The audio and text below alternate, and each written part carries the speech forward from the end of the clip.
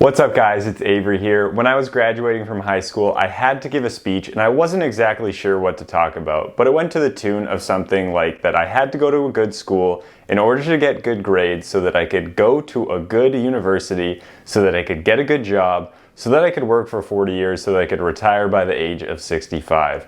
And now a couple of the teachers laughed when I went through this, some wry chuckles, because they knew that this was the reality of their life. And at the time, I didn't really know how to go about doing something differently, but I knew that that's not what I wanted to do for the rest of my life. And since then, I've learned one way that you can not make that your reality and retire early is through dividend investing.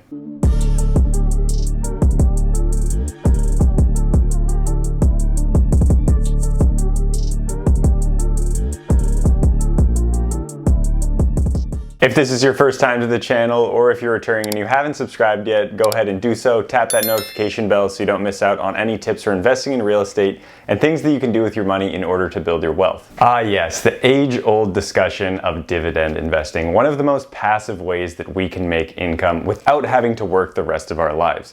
Dividends can be paid out monthly, quarterly, or annually to allow us to retire a little bit earlier than the age of 65. And the question is, how much money do you need invested in order to be able to live off of those dividends?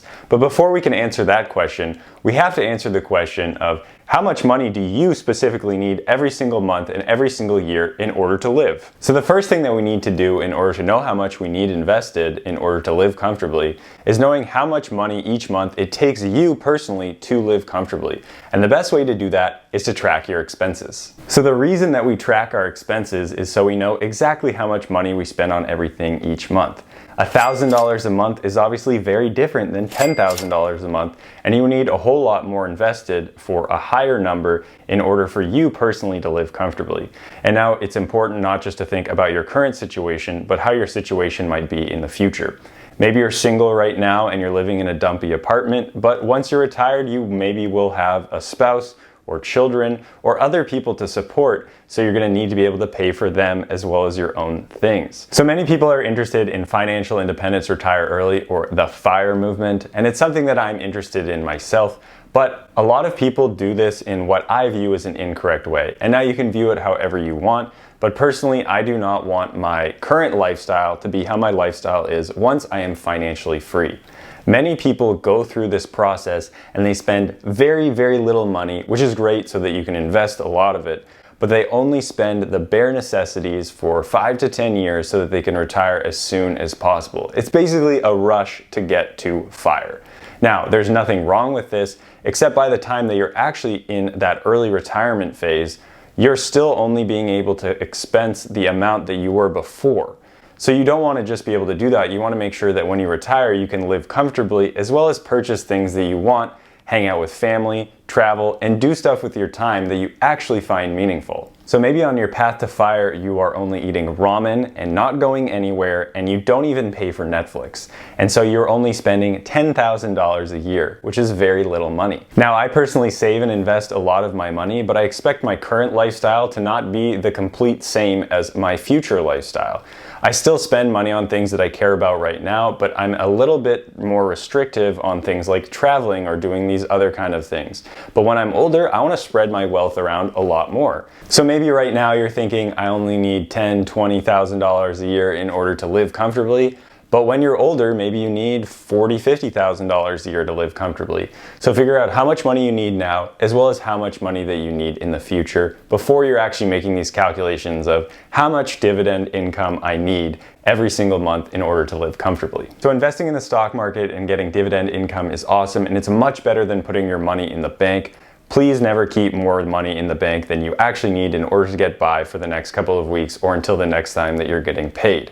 If you just have that money in the bank is going to take it and going to invest it themselves instead of you being able to invest it.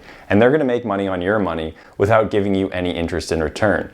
So you might as well invest some of your money, get the growth of the stock market, as well as some dividend income along with that growth. So now that we've thought about how much money we need and our expenses for a typical month, what exactly are dividends? So if you own a share of a stock, say it's worth $100 and it has a dividend yield of 3% and it's paid out monthly, quarterly, or annually, then you're going to get 3% of that share price every single time dividends are paid. So on this specific stock, that $100 of dividend income will equal $3. Now you're thinking, $3 is not very much, I can't live my life off of $3. That's probably correct. You're going to need a lot of shares in order for those $3 of each share to be a bit more meaningful towards how much money you spend on things every month. And to get these dividends from various investments, you could either invest in particular stocks, like a company share, or you could invest in a fund that has a multitude of companies within it so that you're a bit more diversified. Now you can do whichever one you want, and there's going to be different dividend yields with each stock.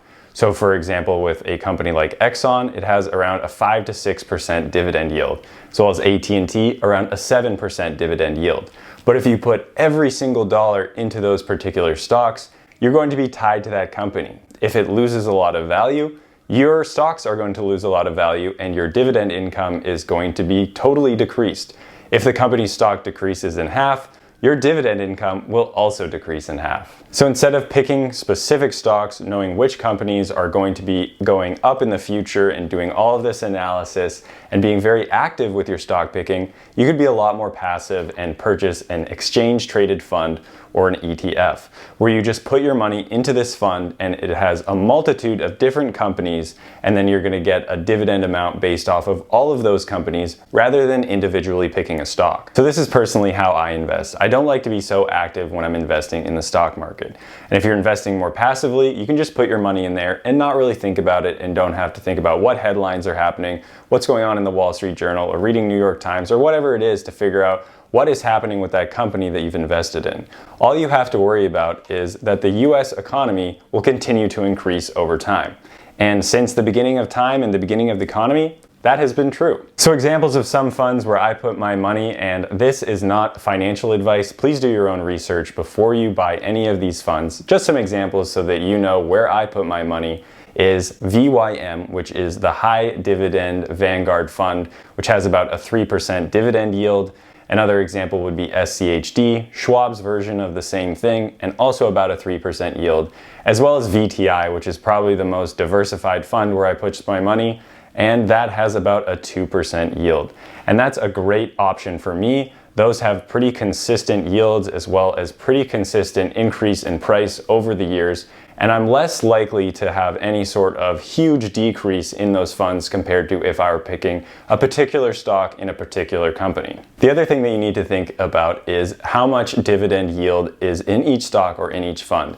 And not all stocks and funds are created equal with the amount of dividends that are paid out. So it's not really worth your time just to invest in the ones that have up to a 10% dividend yield and the highest dividend yield because you think you're going to make the most passive money, be able to sit back and relax, rather than actually getting that income. So if that company that has a 10% dividend yield completely falls in half, so does your income. But if you have these funds that are pretty well established and continue to go up with the economy, you know you're gonna feel pretty well. If you put more money into them, you're going to continue to get more dividend out of those specific funds. So I personally like keeping my money in ones that are well established, and I know that I'm going to get that quarterly or annual payment from that specific fund. So going back, thinking about how much money I need every month and how much money I need invested in order to cover that amount.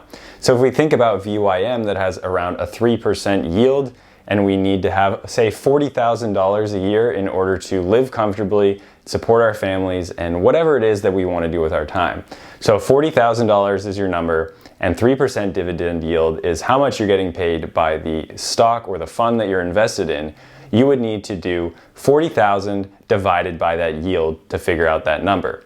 So what exactly is that? So since we're all really smart and we don't need calculators and we have the ability to cut our YouTube videos and do stuff off camera that no one knows about, we could do $40,000 divided by 0.03 or a 3% dividend yield in our heads. So 40,000 divided by 0.03 is around $1.3 million. So if that's your dividend yield and that's the amount of money that you need to spend every single year in order to live comfortably, you'll need to have $1.3 million invested. Now that's obviously a lot of money. It's also important to note when you get these dividends, they are taxed. They are not just free money. So there's two different types of dividends. There would be ordinary dividends as well as qualified dividends. And ordinary dividends are going to be taxed at your specific tax bracket as earned income, and qualified dividends are going to be taxed at the capital gains rate. So as you can see, it takes a lot of money in order to be able to live off of your stock portfolio and have dividend income be your only source of income so that you no longer have to work. And people will often look at me and say, wow, you can save so much of your money, but it's obviously because you earn so much. And personally, I don't earn a crazy amount compared to a lot of people. But something that's true is you can always increase your income. Saving has a finite amount of money that you can save. You can only lower your housing payment so much, you can only lower your transportation bill so much, and then put that towards investing. But the amount of money that you can earn has no cap. You can earn an infinite amount of money depending on what you do and what you spend your time doing. You can spend a lot of time setting up various businesses and side hustles and doing things outside of your current job and make a ton of money. People make hundreds of thousands of dollars every single month doing things like selling t-shirts or having a Shopify store or creating an Etsy store. There are so many ways that you can create income streams for yourself and not just be limited to your current W-2 job or whatever your current active income is. So if you can double your income, you can get to that dividend amount in half the time. So that's really important to think about. Don't just focus necessarily on only saving your money and investing every single penny that you have, but maybe you can take a little bit of that money, start something else that increases your income by a lot, and then put that back into the dividend investing stock portfolio so that you can get there faster, as well as potentially increase the amount of expenses that you have every month so you can spend more money on things and people that you care about. So I've personally tripled my income in the last 2.5 years through various side hustles and increasing the salary from my job. If you want to learn more about some of the things I do, I implore you to check out my channel and please subscribe. And I hope you guys enjoyed this video and it gave you a good understanding of how much money you actually need so that you don't have to work until you're 65 and then do the stuff that you want to do with your life then. Don't forget to comment, like, and subscribe. Share this video with your friends so more people know how they can live off of their stock portfolio and gain their life back through dividend investing. Thanks again for watching and hope to see you guys next time.